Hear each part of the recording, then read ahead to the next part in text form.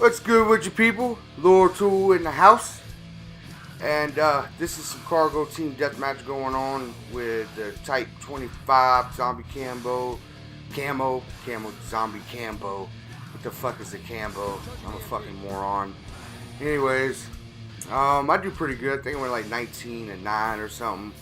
2 point something kill death ratio. Can't bitch about that.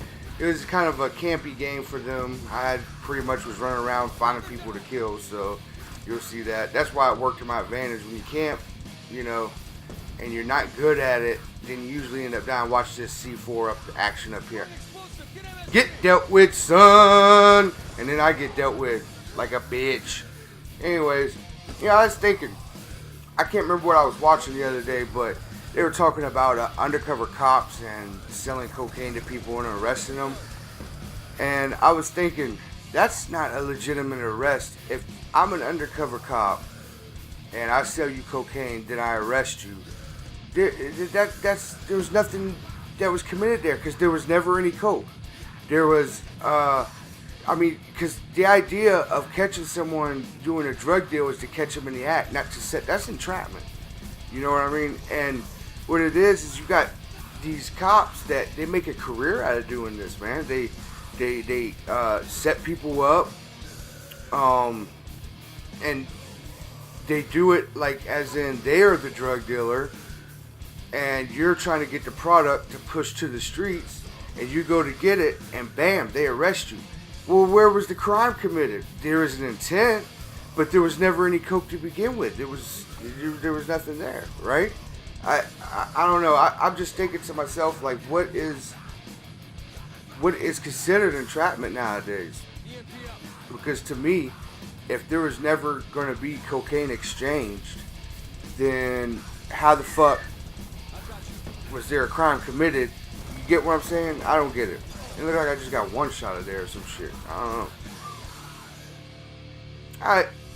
It's not really a big issue with me because I don't fucking do coke and I don't care. But I just think about it. I like to question things, and I like to be on the right side of the fence instead of the wrong side of the fence. And if somebody has an addiction and they're being treated as a criminal more than somebody that's sick, then I find that a problem, because addiction is a sickness. And I'm going to explain to you why addiction is a sickness. Okay, because see, a lot of people, they go to school and they're taught the normal everyday thing. Marijuana is the gateway drug. Don't do drugs. Just say no, right? And that's all fine, but the thing is they're not telling you the actual facts about these drugs and why certain areas are more filled with them than others. And there has to be a poverty in every state, because if there isn't, then you have no guidelines to go by. If every state was filled with drug-free communities, no crime, then there would be no way to keep the police force in a fluid motion, because people's not going in and out of the jail. Money's not funneling in through these,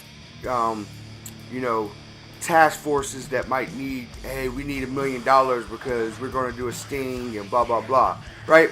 So if there's no crime, there's no police. But if then the theory goes, okay, well, if there's no police, then crimes will be committed. Well, I can't agree with that, and I'm gonna tell you why. Excuse me. I live out in an area where it would take anywhere from 30 minutes to an hour and a half for a police officer to get to me. Alright? That's just one. Now the ambulance and the fire trucks might be able to get here a little quicker.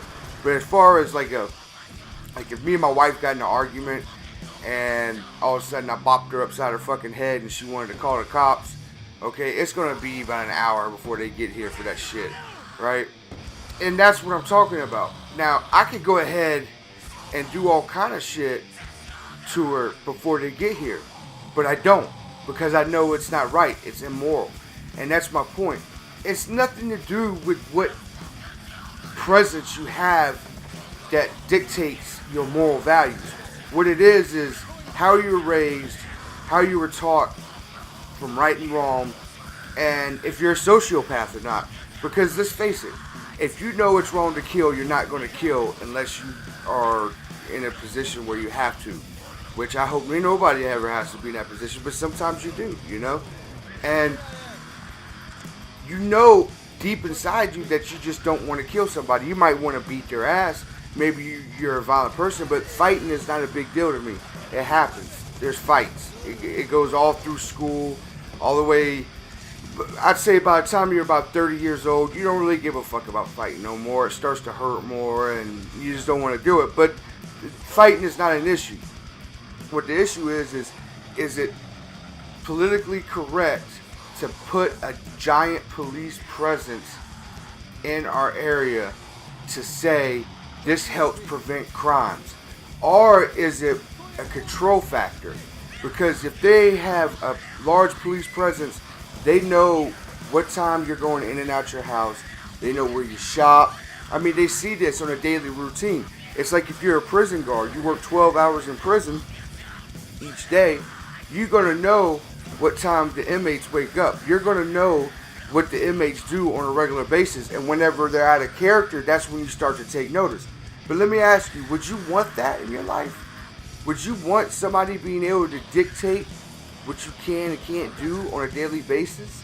And I'm not saying that they will be like, oh, well, you know, we're filling your area with more police and military, so therefore you're not allowed to go to the movies. That's not what I'm talking about. What I'm talking about is if you decide, hey, it's 2 o'clock in the morning, I want them damn soda and some pork rinds, right?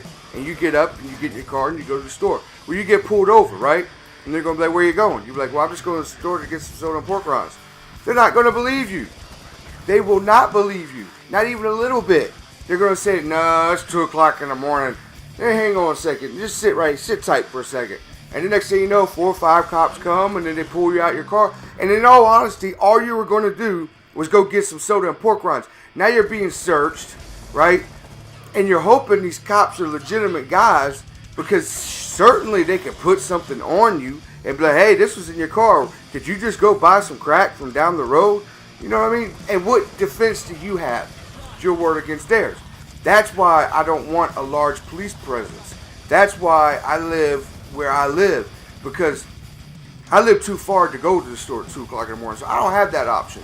And if I did go to the store at 2 o'clock in the morning, I certainly don't want to get pulled over because I'm hungry. You get what I'm saying? And it does happen, man. It does happen. If you wake up in the middle of the night for your wife while she's pregnant and you go get her some ice cream, they might make a fuss at you and wondering what you do, and they might follow you and give you a big old hard time and intimidate you for absolutely no other reason other than the fact of public safety. And I don't care what anybody says. Public safety has nothing to do with police. It has to do with the people in the public. If we can't stop motherfucking idiots from being crazy, then we'll never be able to stop the police from taking over our communities. Because that's what's going to end up happening in the next 20 years. And mark my motherfucking words, people. And you know what the deal is. Lord 2 out this bitch like a boss.